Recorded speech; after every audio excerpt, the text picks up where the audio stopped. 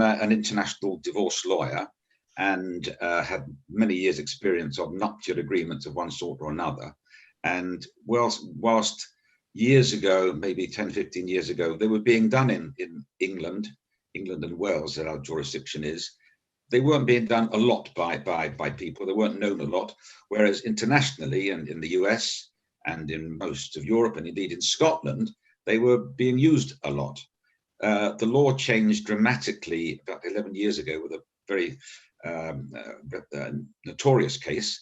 I call it notorious because it involved a very wealthy French lady, an aristocrat, and a German gentleman. And that case, called Radmacher v. Granatino, changed the law. It went to our Supreme Court, and for the first time, it was held that whilst, because of the divorce laws, where the divorce judges have a complete discretion under our system, nonetheless, the Supreme Court held that in an appropriate case, a nuptial agreement, and that can be either a prenuptial agreement or a postnuptial agreement, should be held, and parties should be held to it, subject to, very broadly speaking, a couple of conditions.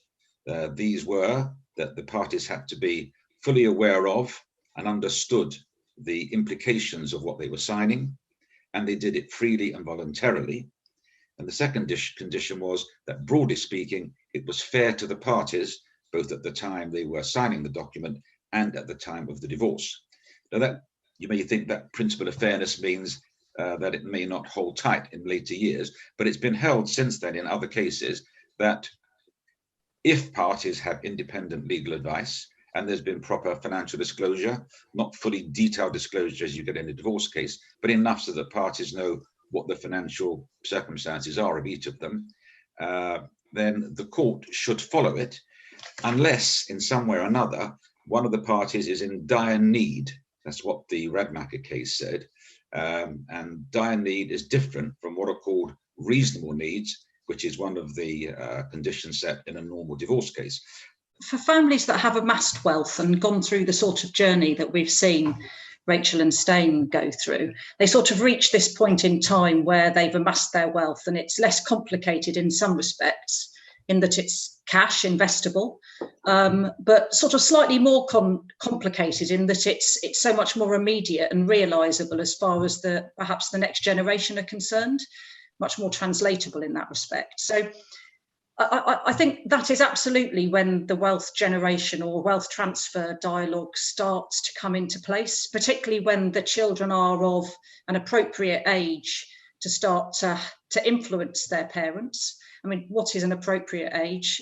You know, we could probably debate that all afternoon with some interesting examples, I'm sure. But if we assume that that's part of Rachel and Stein's plan and their desire, the starting point for it is what's the sort of structure that they're going to have intra-family for sharing this wealth and making it make sense for everybody. And if we make some assumptions about that we've got the tax environment right, I mean, that's obviously a big assumption, and picking up on what I've heard from the discussions today and yesterday, which have been fascinating. This is completely cross-border, this family, and certainly you wouldn't look at structuring the family wealth for succession purposes without absolutely covering off all of those jurisdictions involved. So the US would be very relevant. South Africa would actually be relevant if Stein's got a domicile going on there of origin. So, but putting all of that aside, what could they be? What could they be considering? And the reality of it is, we get into family office, potentially family office type territory, and I'm sure everyone's familiar with the concept of family office. And at its simplest, what it is a structure that a family uses to manage wealth that's often been generated by their business. So you don't tend to get to the stage of needing a family office, shall we say, until there is wealth to be managed. So that's not necessarily the operational business end of things. And family offices tend to take on a more formal structure once the wealth that has been amassed is sort of beyond the ability and the capability of the individual family members to manage it. So in this scenario, we start off with a structure. We've already got a structure in place because we've got our trust, perhaps a couple of underlying companies that own the cash. Well, actually, that could be subject to all the tax advice. That could be a perfectly acceptable place to start the family office conversation. I think one way of keeping them happy, especially I find it fascinating. Every country, every culture has got a phrase from shirt sleeves to shirt sleeves in 3 generations, and protecting the wealth beyond 3 generations is very difficult and rarely succeeds in like less than 10% of families. But nowadays we're seeing much younger creators of wealth, perhaps, not thinking quite so dynastically.